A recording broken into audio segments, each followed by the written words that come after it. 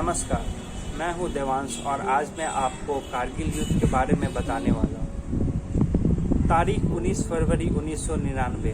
तत्कालीन भारतीय प्रधानमंत्री अटल बिहारी वाजपेयी पाकिस्तान पहुंचते हैं। वहां उनका बहुत ही गर्मजोशी से स्वागत किया गया।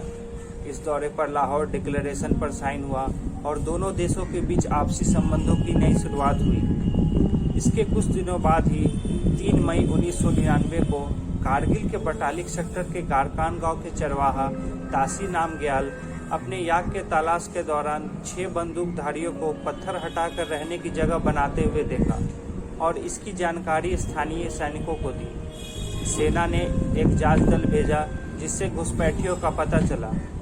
शुरुआत में भारत की ओर से कहा गया कि यह बस चंद मुजाहिदीन हैं और इन्हें जल्द ही निकाल दिया जाएगा, लेकिन जल्द ही साफ हो गया कि भारतीय सेना का सामना पाकिस्तानी सैनिकों से है जो कारगिल, द्रास, मुस्को वैली, कक्सर और बटालिक सेक्टर के उन चौकियों पर कब्जा कर लिया था जो भारतीय सेना सर्दियों में खाली कर दिया करते थे। पाकिस्तानी आर्मी चीफ परवेज मुशर्रफ का प्लान सियाचिन की लाइफलाइन NH-1D को काटने का था, जिससे कि रसद का सामान और लॉजिस्टिक सप्लाई सियाचिन ना जा पाए और भारतीय सेना को सियाचिन छोड़ना पड़ जाए। साथ ही साथ क्योंकि यह युद्ध 2 परमाणु संपन्न देशों के बीच था, तो अंतर्राष्ट्रीय दबाव में भारत को कश्मीर पर निगोशिएशन करना पड़ गया।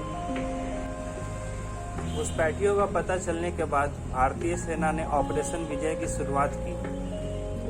भारतीय सैनिकों के लिए परिस्थिति अनुकूल नहीं थी।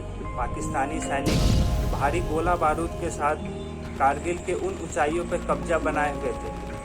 इन दुर्गम पहाड़ियों पर भारी गोला बारूद के बीच चढ़ना बेहद चुनौतीपूर्ण था। कई चौकियों तक पहुंचने का रास्ता 90 डिग्री की खड़ी चढ़ाई थी, लेकिन हमारे वीर सैनिक एक एक कर हर एक चौकी पर कब्जा बनाते चले गए। भारतीय आर्मी को मदद देने के लिए एयरफोर्स ने ऑपरेशन सफ़ेद सागर लॉन्च किया और पाकिस्तान के बंकर और लॉजिस्टिक बेसेस को बहुत नुकसान पहुंचाया। साथ ही साथ इंडियन नेवी ने ऑपरेशन तलवार की शुरुआत की और पाकिस्तानी व्यापार एवं तेल मार्ग को बंद कर दिया। जुलाई के शुरुआत तक भारतीय सेना सभी अहम पोस्ट पर कब्जा कर लिया था। अमेरिका के स्वतंत्रता दिवस 4 जुलाई 1999 को बिल क्लिंटन और नवाज शरीफ का बहुत ही अप्रिय परिस्थिति में मुलाकात हुई। नवाज शरीफ को बिल क्लिंटन से मदद की उम्मीद थी, लेकिन ऐसा हो न सका और 5 जुलाई को पाकिस्तानी प्रधानमंत्री को सेना के पीछे हटने की घोषणा करनी पड़ी।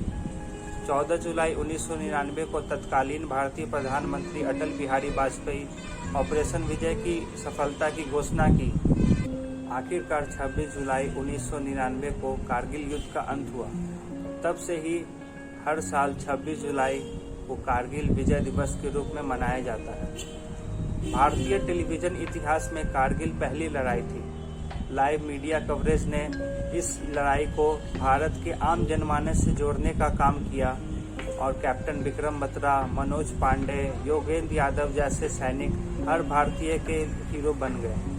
कैप्टन विक्रम बत्रा के विक्ट्री सिग्नल, ये दिन बांगे मोड़ आज भी हर भारतीय के जहन में है।